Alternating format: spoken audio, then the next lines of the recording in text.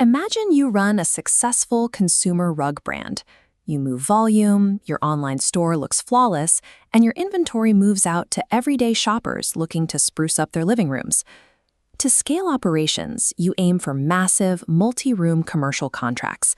These are the 1,000-room hotels and corporate campuses managed by architects and interior designers.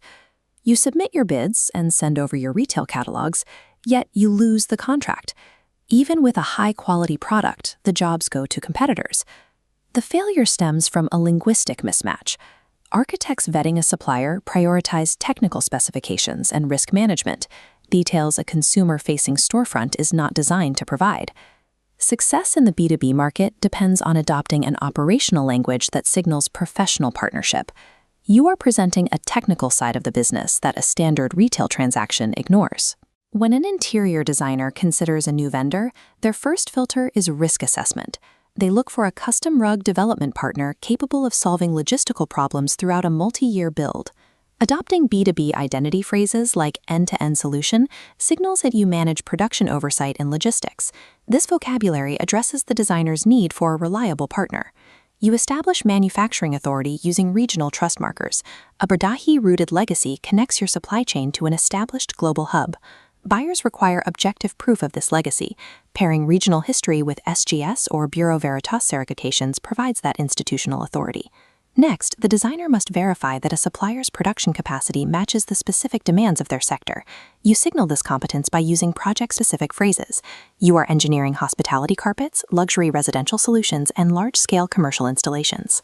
Mastering these linguistic filters transforms a digital presence. The brand becomes a vetted, professional sourcing partner, rather than an unproven consumer catalog. The third filter is technical flexibility. An architect's blueprint requires exactness.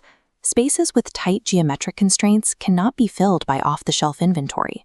Your trade materials must prove you can conform to their exact parameters.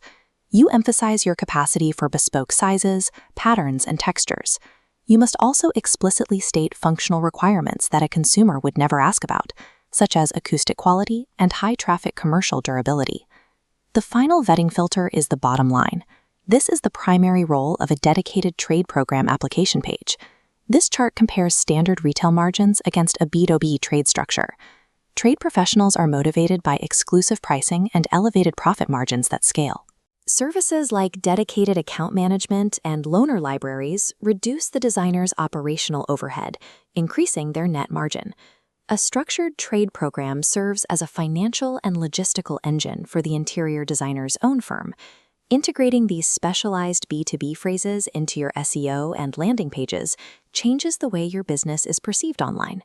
The website functions as a lead generation tool tailored for trade professionals. Consumer purchases are often driven by aesthetics, while B2B partnerships rely on calculated, logic-driven requirements. Trade program success follows the realization that professional clients prioritize precision, profitability, and support. Communicating fluently in these areas secures the partnership.